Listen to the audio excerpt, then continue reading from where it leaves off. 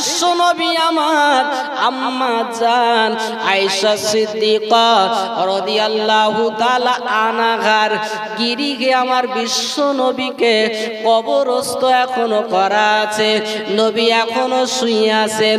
আম্মা জান আয়েশা সিদ্দিকা রাদিয়াল্লাহু তাআলা আনহার ওই গিরিগে কবরস্থ করা আছে। নবীর রওজা মুবারক আছে।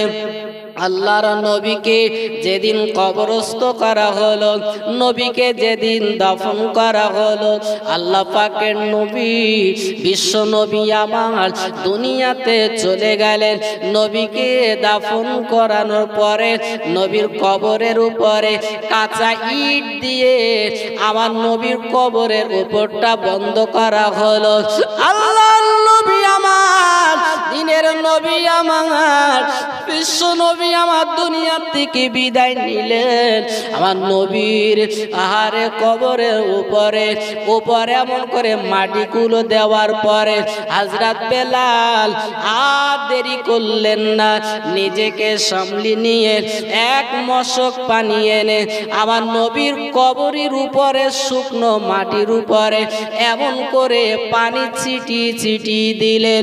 হযরত বেলাল পানি ছিটায় আর চোখ দিয়ে পানি ঝরঝর করে পড়ে। হযরত বেলাল কেঁদে কেঁদে জারাজার হয়ে যায়, এত কাঁদে আর নবীকে পাবো না। নবীকে আজকে আমরা জনম জনম হারিয়েছি।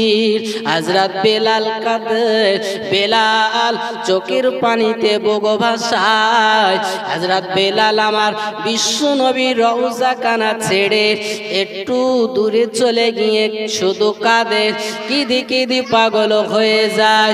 হযরত বেলালের এত চোখের পানি, এত কান্নার আওয়াজে সাহাবায়ে কেরামরা হাজির হয়ে গেল।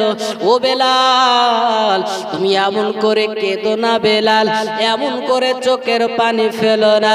হযরত বেলাল জ্বলেছিলেন, ও নবী সাবিরা, আমি বেলাল সইতে পারি না, আমি বেলাল থাকতে পারি না।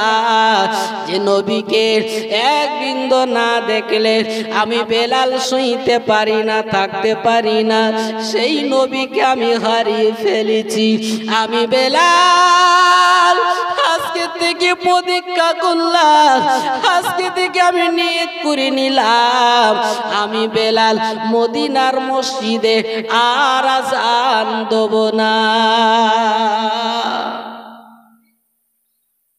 হযরত বেলাল মদিনার মসজিদে যিনি মুয়াজ্জিন, আমার নবী যাকে মুয়াজ্জিন করেছিলেন, যে মদিনার মসজিদে ইমাম যিনি ছিলেন আমার নবী, আর মুয়াজ্জিন হলেন হযরত বেলাল।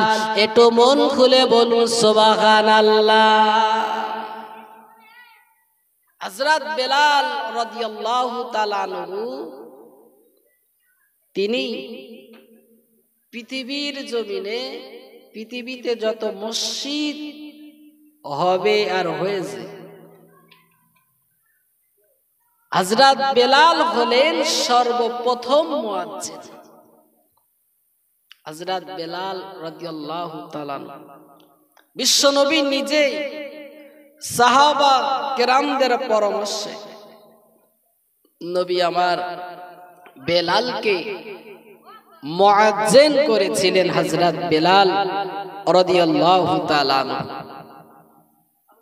হযরত বেলাল রাদিয়াল্লাহু তাআলা আনহু তিনি ছিলেন মুয়াজ্জিন, যিনি মদিনার মসজিদে আযান দিতেন।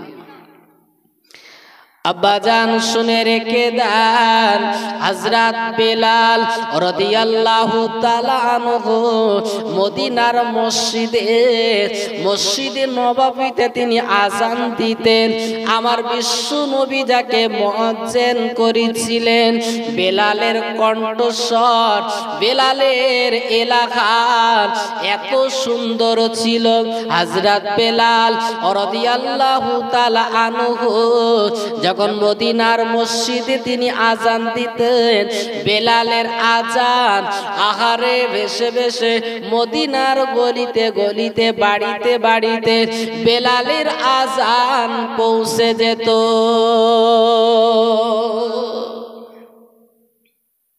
বেলাল বলো মাইকি আজান দিত না, বেলাল আজান দিত মুখে, মুখে আজান দিত। সেই আজান চলে যেত কোথায়?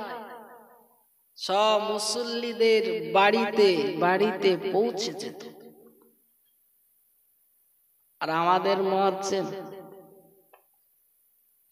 মুয়াজ্জিন আজান দেবে, মুয়াজ্জিনের আজান এমন আকর্ষণ হবে যে নামাজ পড়ার জন্য সব ধাবিত হবে। কোন দিকে? মসজিদের দিকে। ভাইরা আমার, মুয়াজ্জিনদের আল্লাহ পাক রব্বুল আলামিন কি সম্মানিত করবেন জানেন? হাসরের মাঠে, ময়দানে মাহশরে লাখ লাখ কোটি কোটি মানুষ যেদিন সবাই দাঁড়াবে, তার মাঝখানে পৃথিবীর জমিনে, পৃথিবীতে যারা মুয়াজ্জিনগিরি করেছে তাদের গদ্দামটা, মাথাটা সবার উঁচে থাকবে। একটু জোরে হবে না সুবহানাল্লাহ? পাড়ার মানুষেরা সবাই দেখতে পাবে, সবাই জানতে পারবে আমার কাছে মসজিদের মুয়াজ্জিন, দেখো মাথাটা উঁচু। সবার মাথা যদি সমান থাকে আর মাঝখানে যদি কারো গদ্দামটা উঁচু হয়, মাথা উঁচু হয়, দেখতে পাবে না? তো সবার মাঝখানে যখন দেখবে, এমনি সবাই বুঝতে পারবে রাসূলুল্লাহর হাদিস মোতাবেক যে এরাই হলো মুয়াজ্জিন, যারা কি বর্ষা, কি শীত, কি ঝড় তুফান সব উপেক্ষা করে তারা সবাই মসজিদে গিয়ে আজান দিচ্ছে। ঠিক কি না? মুয়াজ্জিনদের বিরাট কষ্ট, বল, খুব কষ্ট। মুয়াজ্জিন হওয়া খুব কষ্ট আছে। তাহলে আল্লাহ পাক এদের এত সম্মান দিয়েছে। কিন্তু দেখা যাবে আবার যখন পুলসিরাত পার হবে, জান্নাতীরা, আল্লাহ পাকের বান্দা বান্দীরা যখন পুলসিরাত পার হবে, যার যতটা গুনাহ আছে বা যার যতটা নেকি আছে সেই পর্যন্ত পুলসিরাতে গিয়ে আটকে যাবে। কেউ 4 পা হাঁটতে না হাঁটতেই মুখ ছুঁড়ে পড়বে, কেউ 10 হাত, কেউ 20 হাত, কেউ অনেকটা দূরে যাবে, কেউ মাঝখানে যাবে। এই করতে করতে দেখা যাবে ওই পুলসিরাতে সব পড়ে যাবে। আর পুলসিরাতের নিচেই জাহান্নাম গুলো, 7টা জাহান্নাম সারিবদ্ধভাবে দেওয়া আছে। এখন যার যা গোনা আছে সেই মোতাবেক সেই জাহান্নামে পড়বে, সব নিচে। কোথায়? পুলসিরাতের নিচে। এখন ওই পুলসিরাত দিয়ে যখন সবাই হেঁটে হেঁটে যাবে, জান্নাতীরা সব নিচু হয়ে দেখবে, আল্লাহ পাক এলাহান করে দেবে, দেখো কারা পড়ে আছে। আব্বাজান শুনে রেখে দেন, ওই পুলসিরাতের উপর দিয়ে আল্লাহ পাকের বান্দা বান্দিরা, আল্লাহ পাকের মনোনীত বান্দা বান্দিরা, জান্নাতীরা যখন যাবে, উপর থেকে নিচেই দেখবে অনেক আলেম, অনেক হাফেজ, অনেক মুয়াজ্জিন আর ইমাম ওই জাহান্নামে পড়ে আছে। গ্রামের মানুষেরা আহারে পুলসিরাতের উপর দিয়ে যখন যাবে, নিচু হয়ে দেখে বলবে, ও মুয়াজ্জিন, তুমি জাহান্নামে কেন পড়ে আছো? বলো বলো, কেন তুমি জাহান্নামে পড়ে আছো? তোমার আজান শুনে আমরা মসজিদে যাইতাম নামাজ পড়তে, তোমার আজান শুনে আমরা নামাজ আদায় করে নিতাম। ও মুয়াজ্জিন, একবার বলো বলো, এই জাহান্নাম জাহান্নামের আগুনে কেন?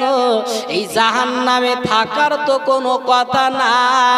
তুমি তো আগেই জান্নাতে যাবে, তুমি তো জান্নাতের বাসিন্দার হবে, জাহান্নামের বাসিন্দার কেন হয়েছো? মুয়াজ্জিন ডেকে বলবে,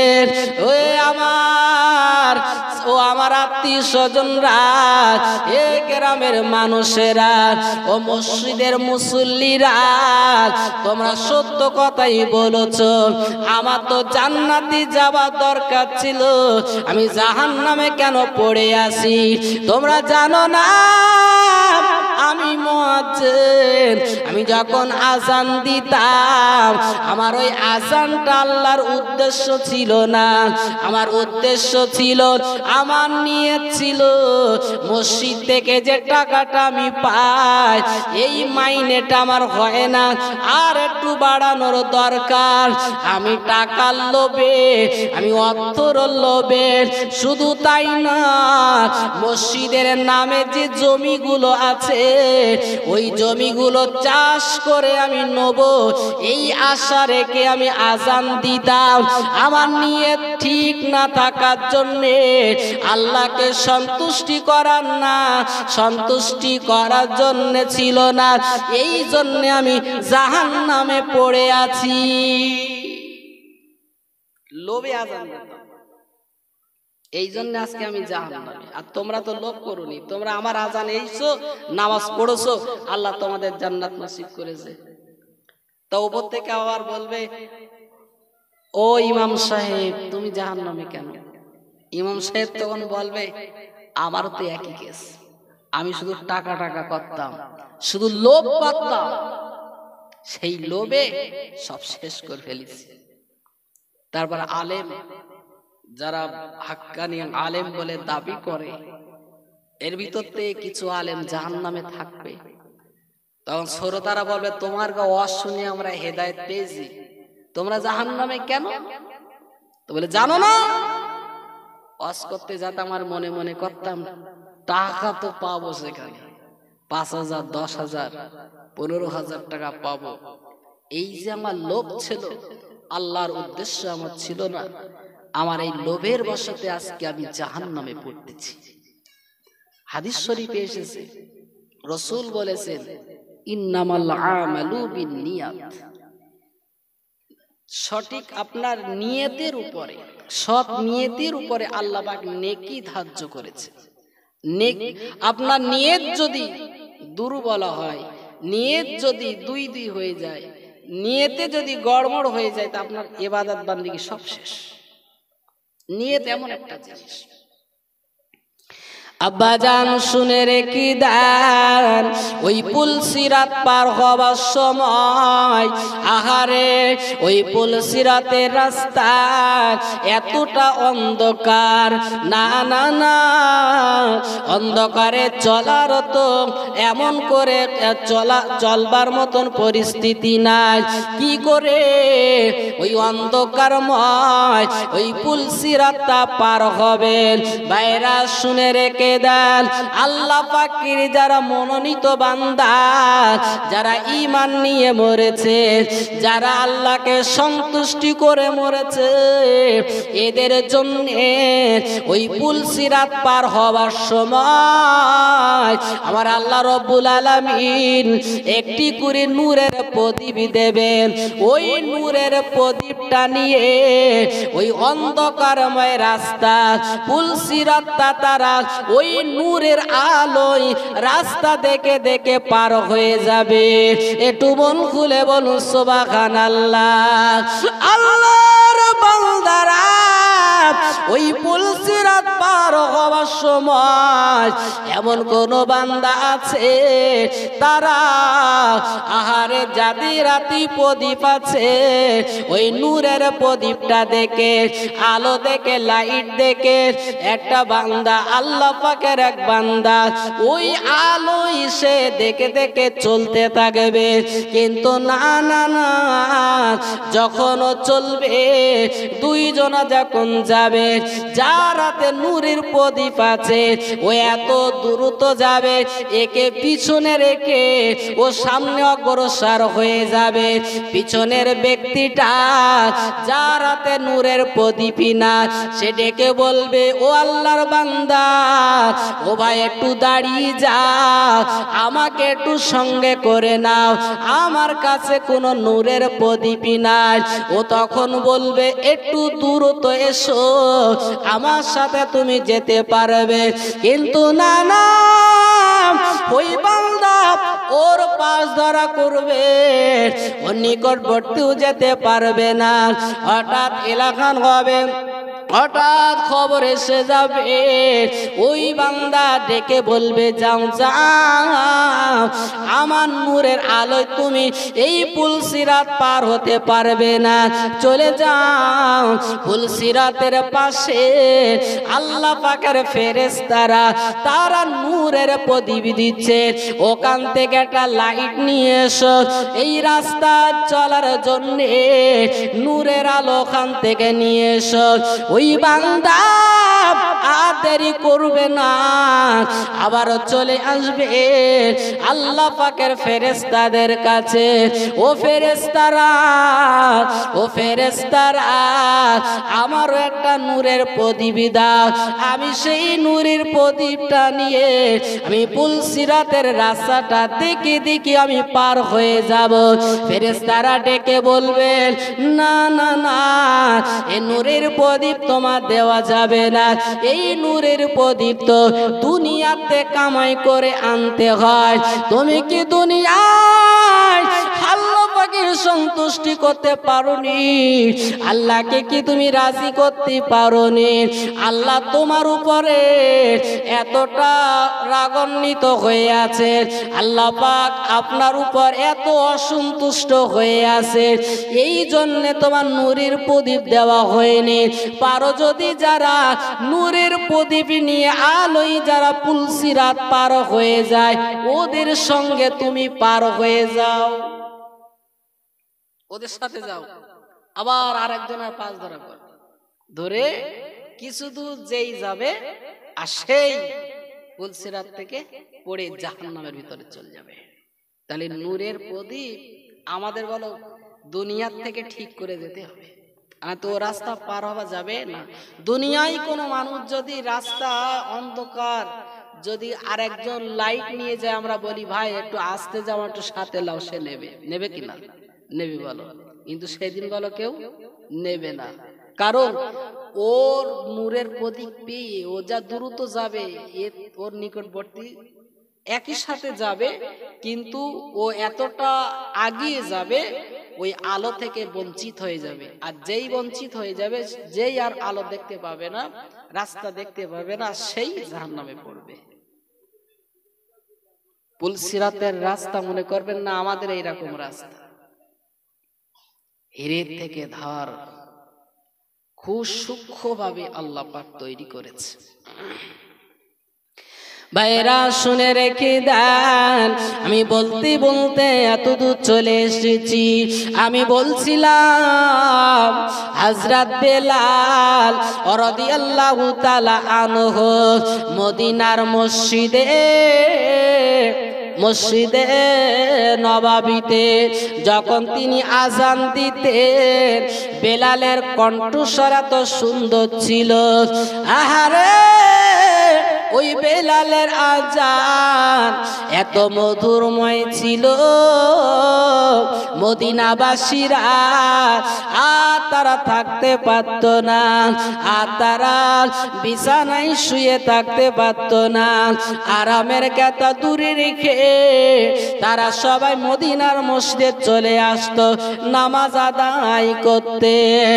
আহারে হযরত বেলাল রাদিয়াল্লাহু তাআলা আনহু এত সুন্দর আজান দিতেন, এত সুন্দর কণ্ঠে আজান দিতেন। বেলালের আজান শুনে সবাই খুশি হয়ে যাইত, সবাই আনন্দিত হইত। কিন্তু না না না, মদিনাতে ইহুদি নাসারারা কাফির বেদিন মুশরিকেরা তারা হযরত বিলালের আযানকে নিয়ে তারা পাকামো আর ইয়ারকি করত। তারা বেলালকে নিয়ে এটা বলতো, বেলাল ও আযান দেয়, ওর আরবি ভাষা শুদ্ধ করে পড়তে পারে না। হযরত বেলালের কণ্ঠস্বর সুন্দর ছিল, কিন্তু বেলাল একটু তোতলা ছিল, বেলালের কথা একটু আটকে যেত, বেলাল সহি করে আরবি পড়তে পারত না।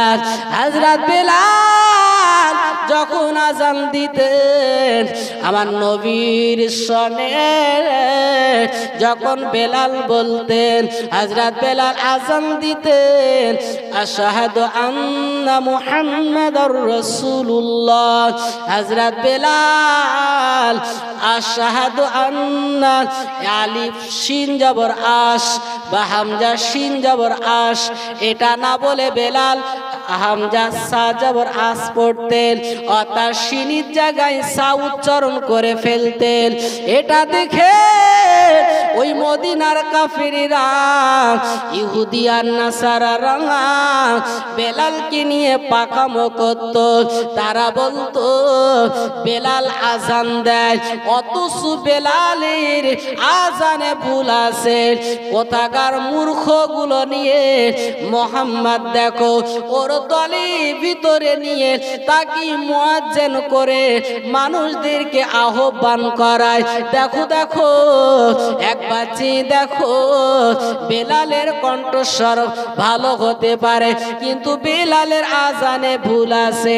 এইভাবে যখন ওই কাফির মুশরিকরা ইহুদি নাসারারা মুনাফিকের দলেরা যখন আমার নবী সাহাবীদের সামনে বেলালের এই ত্রুটি সম্পর্কে যখন বলতো, আমার নবী সাহাবীরা আমার বিশ্ব নবীর কাছে বেলালকে নিয়ে প্রশ্ন করলে, ও নবীজি গো, আপনার সাহাবী বেলাল মদিনার মসজিদে আযান দেয়, কিন্তু আযানে ত্রুটি থাকার জন্য কাফির মুশরিকরা তো ইয়ারকি করে, তারা পাকামো করে, তারা ইয়ারকি চলে বলে। কোথাকার মূর্খগুলো এনে কলেমা পড়ে মুসলমান করিয়ে দেখো মুয়াজ্জিন করেছে। কি দরকার? ভিতরে ভালো আরবি পড়ার মতন কেউ নাই। মানে সৌদিতে বা মদিনায় ওরা আরবি দিক দিয়ে ব্যাপক শিক্ষিত, ওদের মাতৃভাষাটাই আরবি। আর বেলালের বাড়ি তো মদিনায় না, বেলালের বাড়ি কোথায়? সিরিয়ায়। তো বেলাল ওই একটুখান ত্রুটি থাকার জন্যই পাকামি আর কি করতে থাকে।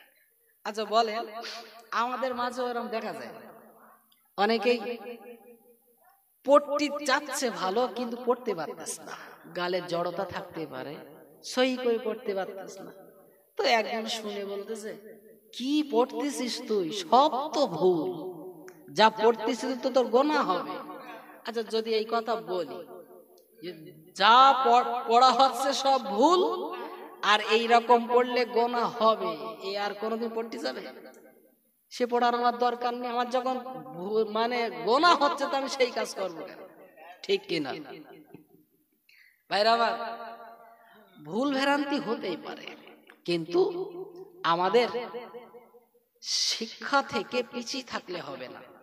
আমরা অনেকে কলেমা শরীফ পড়ি, অনেকে পড়ে লা ইলাহা ইল্লাল্লাহু মুহাম্মাদুর রাসূলুল্লাহ, এরকম পড়ে। বলো, আমাদের মাঝখানে আমাদের মাঝে অনেকে আল্লাহকে তাই ভালো করে ডাকতে পারে না। আমরা বলি আল্লাহ, কিন্তু না, আল্লাহ আল্লাহ, কিন্তু আমরা কি বলি? আল্লাহ। আল্লাহ মানে আমরা আল্লাহুর লামকে আমরা বারিক করে পড়তেছি, কিন্তু ওটা বারিক হবে না, পুর করে পড়তে হবে। মুসাদ্দাতের পূর্বে দেখবেন আলিফ লাম লাম হা আল্লাহ, যা যে লামের উপরে তাসদিদ আছে ওই লামটার নাম হচ্ছে মুসাদ্দাত। ভালো করে বোঝেন, এই মুসাদ্দাতের পূর্বে যদি পূর্বের অক্ষরে যদি জবর কিংবা পেশ হয় তখন আল্লাহুল লামকে পুর করে পড়তে হয়, অর্থাৎ মুখটা গোল করে পড়তে হয় আল্লাহ। আর মুসাদ্দাতের পূর্বে যদি জের থাকে তখন বারিক করে পড়তে হয়, যেমন লা। বাংলা অক্ষর যদি বলি লয় আকারে লা, এটা হচ্ছে বারিক। আর বাংলা অক্ষরে ল, এটা হচ্ছে পুর। এখন কলেমা শরীফ যদি আমরা পড়ি তাহলে কি পড়তে হবে? লা ইলাহা ইল্লাল্লাহু মুহাম্মাদুর রাসূলুল্লাহ। রাসূলুল্লাহ, কেউ যদি রাসূল আল্লাহ বলে তাহলে তার ত্রুটি হচ্ছে। তাহলে কলেমা শরীফটা আমাদের আগে ঠিক করে নিতে হবে। লামের উপরে দেখবেন মাদ আছে, 3 আলিফ টেনে পড়তে হয়। তাই অনেকে দেখবেন হুজুরিরা বলে যে আপনারা লা কলেমা পড়তেছেন, কলমা খানির জন্য লামটা টেনে পড়বেন, তার মানে ওখানে টান দেওয়ার জন্য 3 আলিফ মাদ আছে। লা ইলাহা ইল্লাল্লাহু মুহাম্মাদুর রাসূলুল্লাহ একবার পড়লে 4000 নেকি। আর আমি যদি বলি লা ইলাহা মুহাম্মদ রাসূলুল্লাহ, লা ইলাহা মুহাম্মদ রাসূলুল্লাহ, নেকি হবে? হবে না। তাহলে পড়ার অনেক নিয়ম কারণ আছে, সেগুলো আমাদের শিখতে হবে, ঠিক কিনা? শিখতে হবে। তাহলে আজকের কলেমাটা কিভাবে পড়বেন আমার সাথে পড়ুন। লা ইলাহা ইল্লাল্লাহু মুহাম্মাদুর রাসূলুল্লাহ সাল্লাল্লাহু আলাইহি ওয়াসাল্লাম। হযরত বেলাল রাদিয়াল্লাহু তাআলা আনহুর ত্রুটি কি? আস না বলে আস, মানে সা উচ্চারণ করে। এটাই কাফের মুশরিকেরা নিয়ে আর কি পাকম সৃষ্টি করেছে।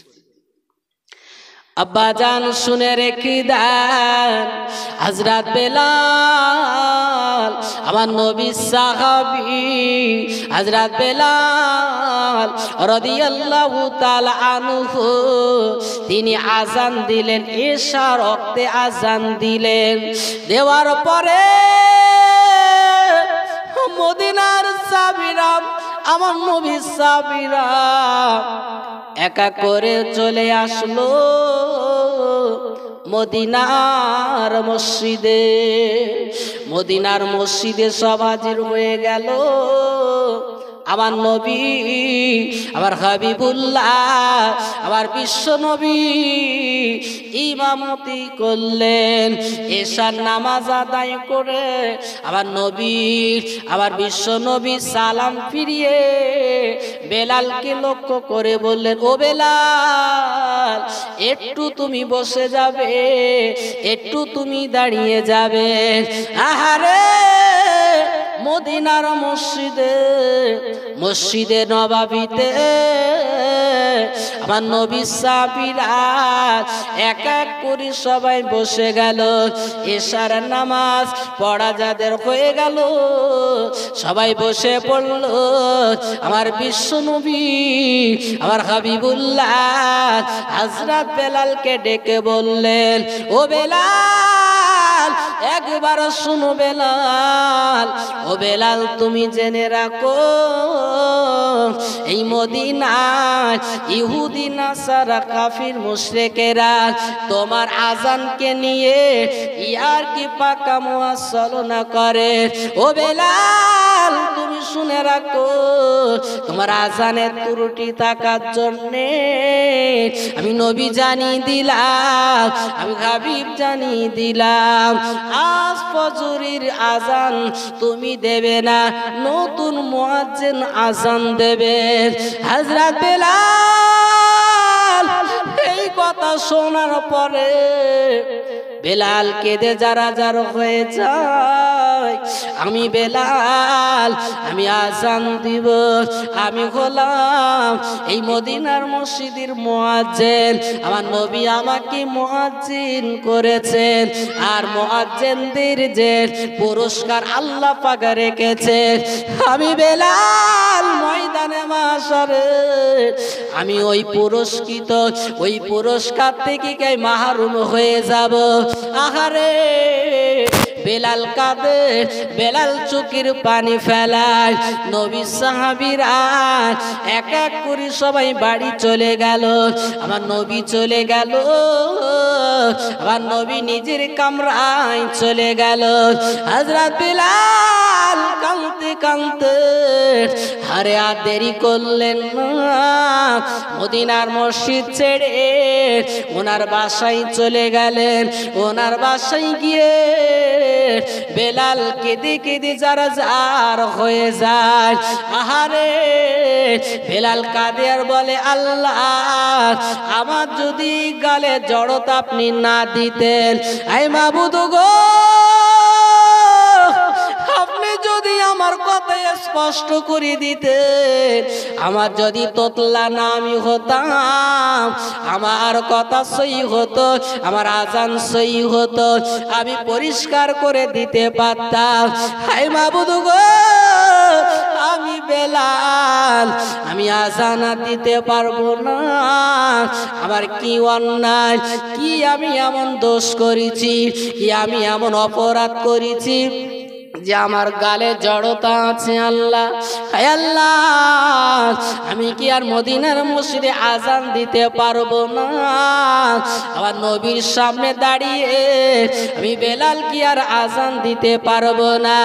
এই বলে বেলাল সারা রাত কাঁদে, বেলাল চোখের পানি ফেলায়, বেলাল কেঁদে কেঁদে যারা যার হয়ে যায়। হযরত বেলাল রাদিয়াল্লাহু তাআলা আনহু তিনি আজান দিতে পারবেন না, নিষেধ করেছেন, এই জন্য কেঁদেছে। অনেকে আছে পদ নেওয়ার জন্য, পদ মানে মসজিদ মাদ্রাসার কোন সংস্থার কোন বিভিন্ন মানে কি বল সংগঠনের পদ নেওয়ার জন্য অনেকে মরে বলো, লোক ফিট করে। যখনই কারোর নাম করবে আমার থেকে টার্গেট করে দেবি, আমি যদি নেতা হতে পারি না একটি তোদের যা করে দেবো। আর আবার অনেকে আছে পদ নেবে না বলে পিছিয়ে থাকে, ঠিক কিনা? যারা পদ নিতে যাচ্ছে এদের একটা চিন্তা ভাবনা আছে, আর যারা নিতে যাচ্ছে না এদের একটা চিন্তা ভাবনা আছে। বলো, পদ, বিভিন্ন সংগঠনের সাথে পদ নেওয়া, যারা দেখবেন যে পদ নেওয়ার জন্য উঠে পড়ে লেগেছে, নিশ্চয় ওর ভিতরে সার্থক আছে ওর, ঠিক কিনা? বিভিন্ন জায়গায় দেখবেন পদ ছাড়তে চায় না। ব্যাপারটা কি আছে তাতে? আবার পদ না দিলে আবার অসন্তুষ্ট হয়। কিন্তু নবী সাহাবীরা পদ নেবে না বলে শুধু দূরে থাকতো। হযরত আবু বকর সিদ্দিক রাদিয়াল্লাহু তাআলা তিনি হলেন মুসলিম জাহানের প্রথম খলিফা, ঠিক কিনা? তো নবীর ইন্তেকালের পরে যখন আবু বকরকে টার্গেট করা হচ্ছে, আবু বকর তুমি মুসলিম জাহানের খলিফা হবে, আবু বকর বলছে না ভাই, আমিও পারবো না, আমার পরিবর্তে উমারের দায়িত্ব দাও, উমারের দায়িত্ব দাও। আর উমারে ফারুককে যখন বলা হচ্ছে, উমারে ফারুক বলছে আমি পারবো না, আবু বকর হুজুরের দায়িত্ব দাও, মানে পদ দিতে চাইছে না। আর আমরা পদ নেওয়ার জন্য ভাইরা আমার, এই জন্যে শিক্ষা নিতে হবে বিশ্বনবীর আদর্শ থেকে, সাহাবায়ে কেরামদের জীবন চরিত্র দেখে, তাদের আখলাক দেখে, তাদের মানে তারা যে জীবন যাপন করেছেন তাদের আদর্শগুলো আমাদের দেখতে হবে। কেন তারা পদ নিতে চাইতো না? পদ নেওয়া ভালো, সেইভাবে কাজ করতে হবে, সমাজের কাজ করতে হবে। যেমন নবী ছিলেন একটা ক্লাবের সেক্রেটারি, সেই ক্লাবটার নাম হলো হেল্পফুল ফুজুর।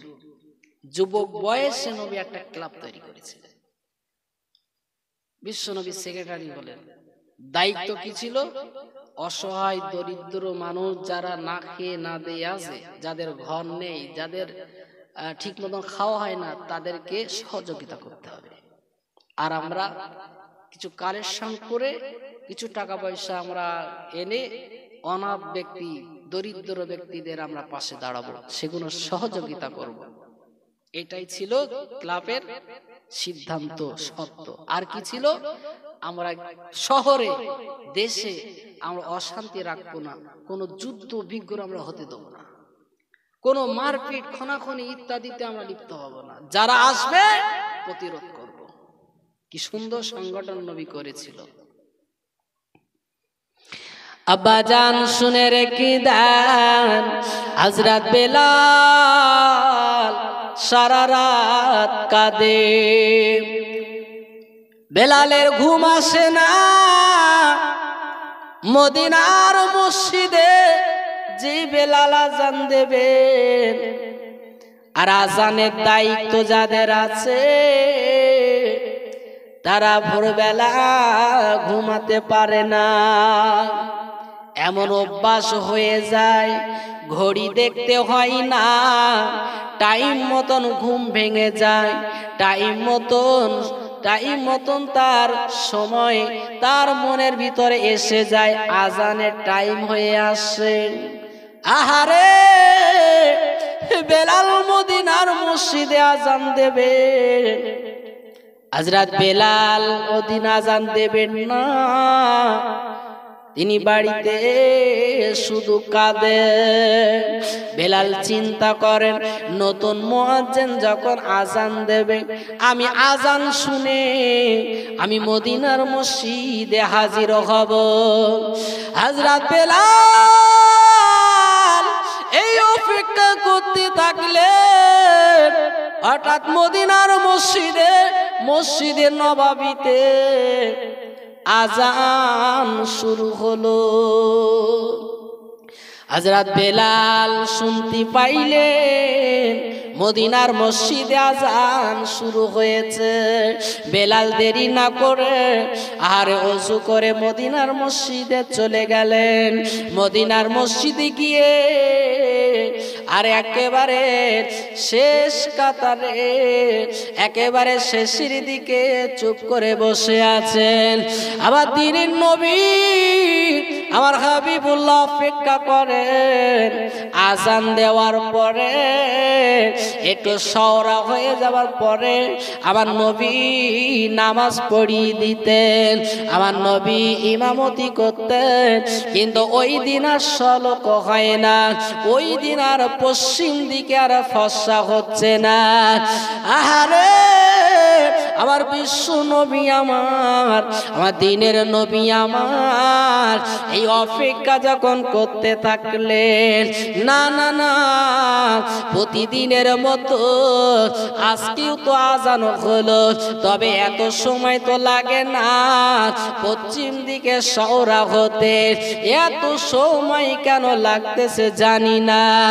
আহারে, ওই সময় আমার নবী, দিনের নবী আমার চিন্তায় পড়ে গেলেন।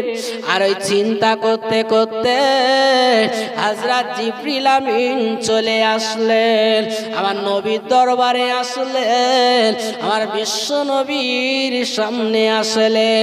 আমার বিশ্ব নবীকে সালাম দিয়ে, আমার হাবিবুল্লাহকে সালাম দিয়ে বললেন, ইয়া রাসূলুল্লাহ, ইয়া হাবিবাল্লাহ, হুজুর গো, মদিনার মসজিদে নববীতে কেন আজান হচ্ছে না? ও নবীজি গো, মদিনার মসজিদে কেন আজান হলো না? আমার নবী জানিয়ে দিলেন, ও জিবরিল ভাই, মদিনার মসজিদে তো আজান হয়েছে, মদিনার মসজিদে আজান দেওয়া হয়ে গিয়েছে। আল্লাহ জিবরিল আমিন আমার বিশ্ব নবীকে ডেকে বলেন, নবীজি গো, আমার আল্লাহ পাক আমাকে পাঠিয়েছেন, আমার আল্লাহ পাক জানিয়ে দিয়েছে মদিনার মসজিদে কেন আজান হচ্ছে না।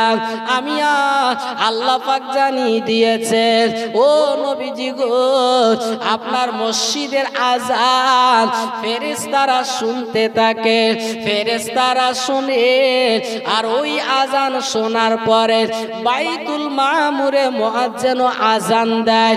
যে মসজিদটা আমাদের আসমানে আছে, ইয়া রাসূলুল্লাহ হে, ইয়া হাবিবাল্লাহ হুজুর গো, দুনিয়ার এই মসজিদে আপনার মসজিদে আজান আমরা যেমন ফেরেশতারা শুনে থাকি, স্বয়ং আল্লাহ রব্বুল আলামিন আরশে আজিমে আল্লাহ পাক বিলালের আজান শুনতে থাকে। আজান হচ্ছে না কেন? আচ্ছা, আজান হয়নি? হয়েছে? বলো হয়েছে। বিশ্বনবী বলছেন হযরত জিবরিল আমিনকে, ও জিবরিল, আজান তো হয়েছে। বলছে না, আজান হয়নি। বলছে রাসূল বলছেন, তবে আজান হয়েছে মদিনার মসজিদে। যে মুয়াজ্জিন প্রতিদিন আজান দিতেন, সেই আজানের পরিবর্তে সেই মুয়াজ্জিনের পরিবর্তে একটা নতুন মুয়াজ্জিন ঠিক করা হয়েছে, সেটি আজান দিচ্ছে। ইয়া রাসূলুল্লাহ, হাবিবাল্লাহ হুজুর, আপনার ওই বেলালের আজান, বেলালকেই আজান দিতে বলেন। ওই আজান যত সময় না হবে তত সময় পর্যন্ত শাওরা হবে না। একটু জোরে হবে না সুবহানাল্লাহ? তার মানে সকাল হবে না। তাহলে বেলালের আজানে একটু ত্রুটি ছিল, ঠিক কিনা? কিন্তু আজানে যেমন মদিনাবাসীরা সন্তুষ্টি ছিল, স্বয়ং আল্লাহ খুশি ছিল। একটু জোরে হবে না সুবহানাল্লাহ? ওই বেলাল আর আজান দেবেন না। বেলাল, হযরত বেলাল রাদিয়াল্লাহু তাআলা আনহু, আমার নবীর ইন্তেকালের পরে বেলাল তিনি চলে যাবেন। তাহারে নিয়ত করে নিয়েছেন, আমি মদিনার মসজিদে আর আজান দেব না। কারণ হলো আমি বেলাল কি করে আজান দেব? আমার নবীকে সামনে রেখে আমি বেলাল আজান দিতাম।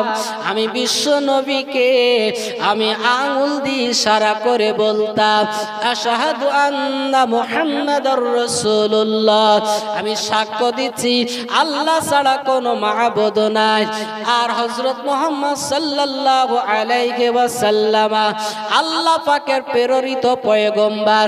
আমি আঙ্গুল দিয়ে শাহাদাত আঙ্গুল দিয়ে ইশারা করে আমি দেখিয়ে দিতাম, আমি নবীকে আর পাবো না, আমি বেলাল আর আজান দেব না। বেলাল কাঁদতে কাঁদতে আর দেরি করলেন না। হযরত বেলাল নিজের বাসায় গিয়ে ওনার জিনিসপত্র গুলো গুছিয়ে নিলেন, একটা পোটলা করে হযরত বেলাল নিজের বাড়িতে তিনি চলে যাবেন, সেই সিরিয়াতে তিনি চলে যাবেন। হযরত বেলাল মদিনাতে আর থাকবেন না, এই নিয়ত করে নিজের জিনিসপত্রগুলো নিয়ে তিনি একেবারে চলে যাবেন। তাই নিয়ত করে নিলেন, আমি একবার বিশ্ব নবীর মাজারের পাশে দাঁড়িয়ে একটু নবীর কবরটা জিয়ারত করে আমি বেলাল আমি আর এখানে থাকবো না। আহারে বেলাল নিজের জিনিসপত্রগুলো নিয়ে আরে পোটলা করে নিয়ে মাথায় করে নিয়ে মদিনার মসজিদে ঢুকে পড়লেন। হযরত বেলাল মদিনার মসজিদে নববীতে আমার নবীর রওজার পাশে দাঁড়িয়ে গেলেন।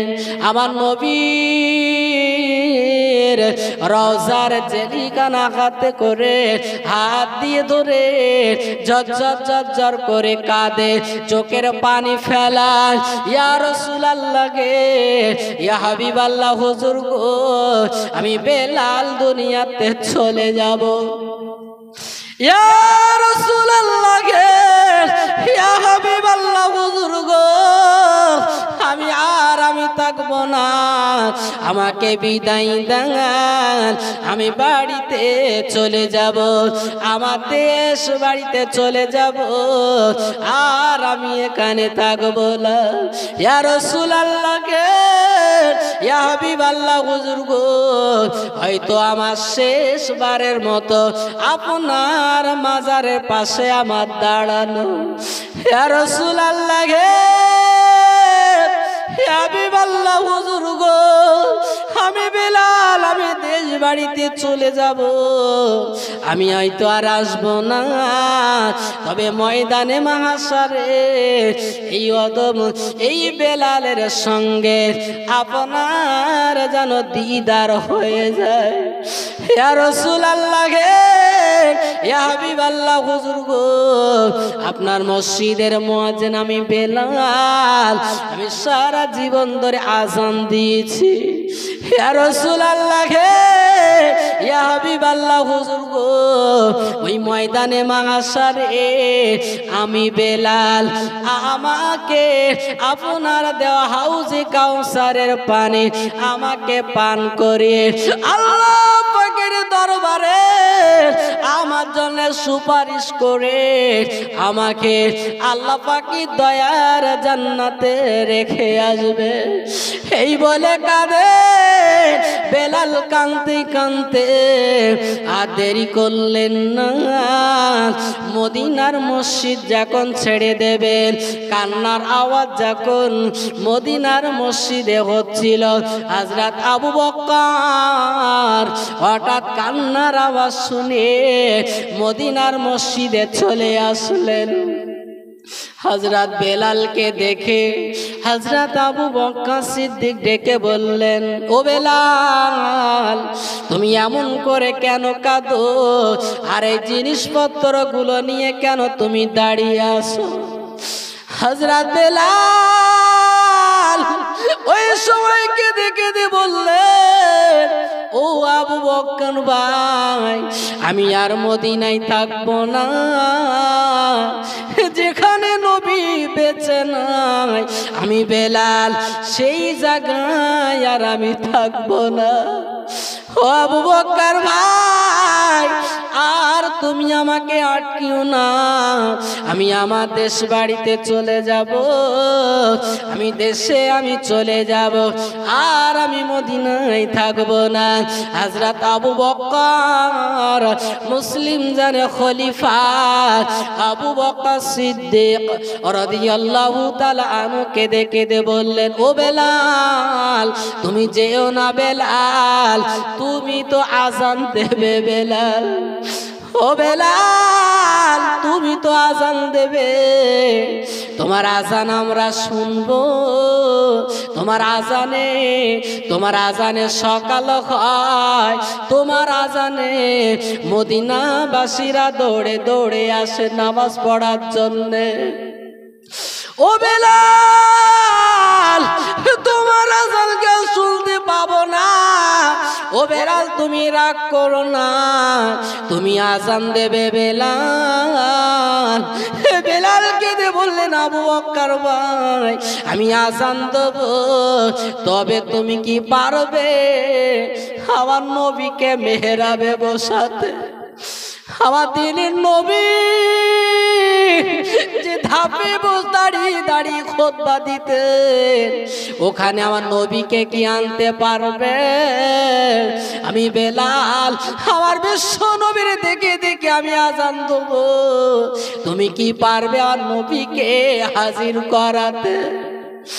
এই কথা শোনার পরে আবু বকর জর করে কাঁদে, ও বেলাল, এমন কথা বলো না বেলাল, এমন করে আমার কাছে জানিও না, আমার নবী বিদায় নিয়েছে, নবী আর আসবে না। ও বেলাল, তোমার প্রশ্নের জবাব আমি কি করে দেব, তোমার কথা আমি কি করে রাখবো? আল্লাহ, বেলাল কেঁদে কেঁদে বললেন, আবু বকর ভাই, একবার আমাকে জানাও তুমি আমাকে আজান দিতে বলো, তুমি কি আমাকে আজান দিতে বলো। সেই ঘটনাকে লক্ষ্য করে যখন আমি উমাইয়ার বাড়িতে ছিলাম, উমাইয়া আমাকে এত নির্যাতন দিয়েছিল, সেই নির্যাতন থেকে আমাকে তুমি তার বাড়ি থেকে তোমার একটা গোলাম দিয়ে আমাকে আজাদ করেছিলে। আর তুমি আমাকে আল্লাহর রাস্তায় তুমি আমাকে ছেড়ে দিয়েছিলে।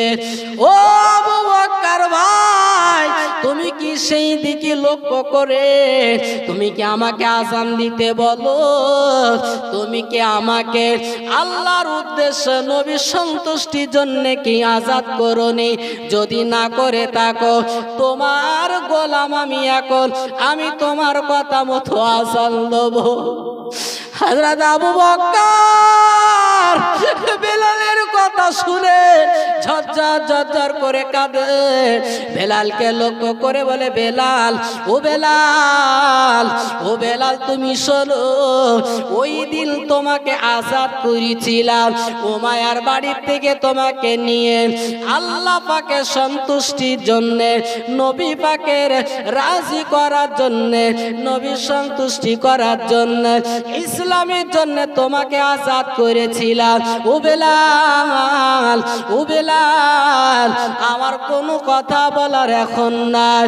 হযরত বেলাল হযরত আবু বকর সিদ্দিক রাদিয়াল্লাহু তাআলা আনহুকে লক্ষ্য করে বলেন, আবু বকর ভাই, তুমি যদি আমার বিশ্ব নবীকে মেহরাবে যদি তুমি বসাতে পারো, মেহরাবের কাছে যদি আনতে পারো, আমি বেলাল আজান দেব।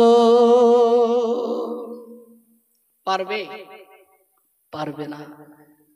কারণ হযরত বেলাল রাদিয়াল্লাহু তাআলা আনহু তিনি যখনই আজান দিতেন, আজান দিতে দাঁড়িয়ে যেতেন, আর বিশ্বনবী হুজরাত থেকে আম্মা জান আয়েশা সিদ্দিকা রাদিয়াল্লাহু তাআলা আনহার গৃহ থেকে তিনি ওখান থেকে বেরিয়ে আসতেন, এসে মেহরাবে তিনি বসতেন, অথবা নবী যেদিন ঘরে থাকতেন সেখান থেকে দেখা যায় তো নবী বসে আছেন, সেখান থেকে ইশারা করে দেখিয়ে দিতেন যে আশহাদু আন্না মুহাম্মাদুর রাসূলুল্লাহ, আল্লাহ ছাড়া কোনো মাবুদ নেই। আর ইশারা করে বলে দিত, ওই যে বসে আছে বা দাঁড়িয়ে আছেন আল্লাহ পাকের প্রেরিত পয়গম্বর মুহাম্মাদুর রাসূলুল্লাহ সাল্লাল্লাহু আলাইহি ওয়াসাল্লাম। আচ্ছা, বেলাল ডেকে বলছে, নবীর যদি আনতে পারো আজান দেব।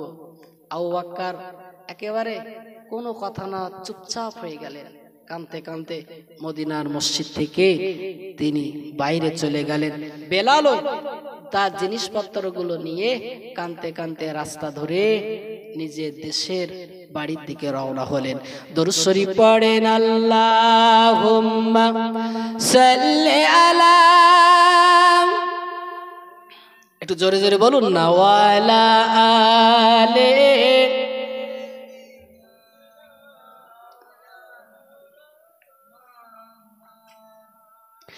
মুহাম্মদ, তুমি ওগো খোদার পিয়ারা, আমিনা মায়ের তুমি নয়নের তারা, নয়নের তারা, এসেছিলেন তুমি ওগো, এসেছিলেন তুমি ওগো সেই নিশিরাতে, মুখেতে খোদার বাণী কোরআন যে সাথে, মুহাম্মদ তুমি ওগো খোদার পিয়ারা, আমিনা মায়ের তুমি নয়নের তারা, নয়নের তারা, ওগো নবী দুজাহান,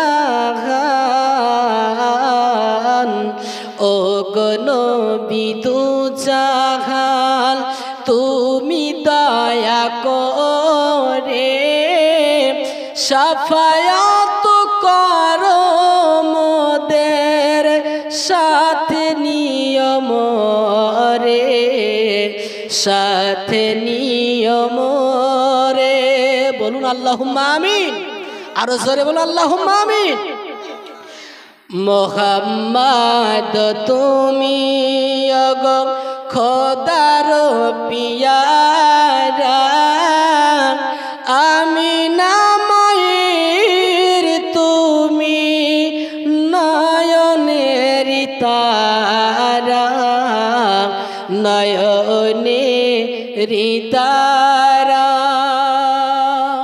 আমার ভাইরা যা কিছু বললাম বলার ভিতরে ভুল ভ্রান্তি হলে আমাকে ক্ষমা করে দেবেন আমার জন্য দোয়া করবেন আমি আপনার জন্য দোয়া করি আল্লাহ যেন আমাকে আপনাদের সকলকে সেই বিশ্ব নবীর সুপারিশ নসিব করে আল্লাহ পাক যেন আমাদের প্রত্যেকে তার দয়ার জান্নাত নসিব করে দেন বলুন সকলে আল্লাহুম্মা আমিন ভাইরা আমার আজকের মূলত এই সর্বশ্রেণীর মজলিস মৃত ব্যক্তিদের রুহের কল্যাণের জন্য সেই সম্পর্কে একটা ছোট্ট একটা গজল আপনাদের কাছে বলে আমি বিদায় নেব আমার পাশে এসে গিয়েছেন আমার বন্ধুবর মাওলানা সাহেব মুস্তফা তিনি এসেছেন ওয়াজ নসিহত করবেন তো কবরবাসীদের লক্ষ্য করে আমি একটি গজল বলছি যে কবরে আমাদের প্রত্যেকেরই যেতে হবে কেউ বলতে পারবে না যে ওই জায়গায় আমার যেতে হবে না প্রত্যেকেরই যেতে হবে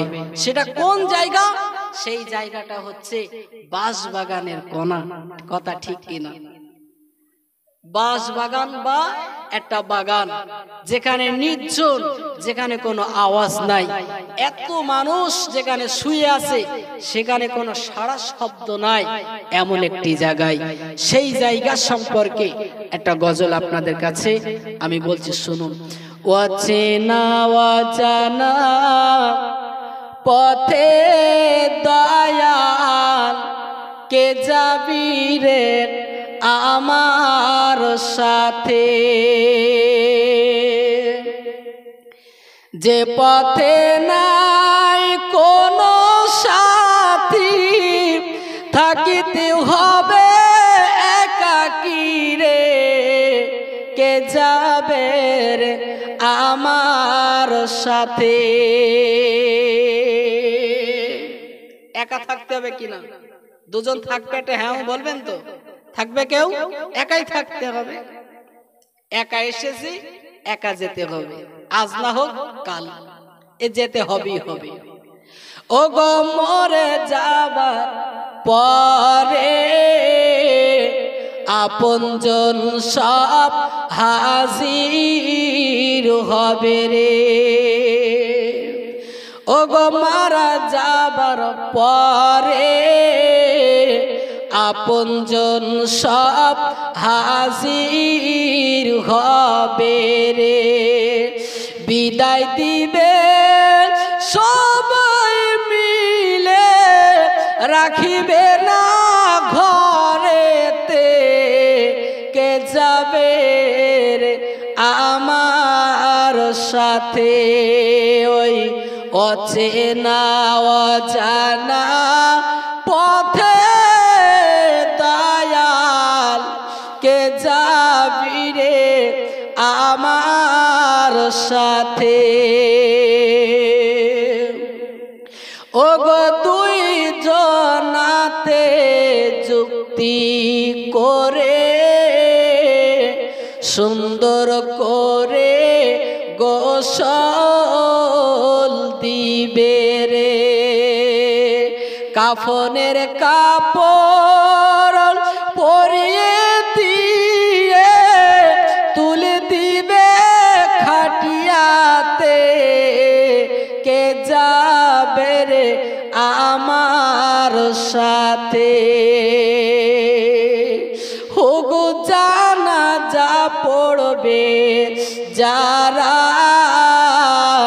কাতার দিয়ে দাঁড়াবে তারা রে ও গো জানাজা পড়বে এ যারা কাতার দিয়ে দাঁড়াবে তারা রে জানাজার শেষে রাখিবে না রে হে বিদায় দিবে সবাই রে কে যাবে রে আমার সাথে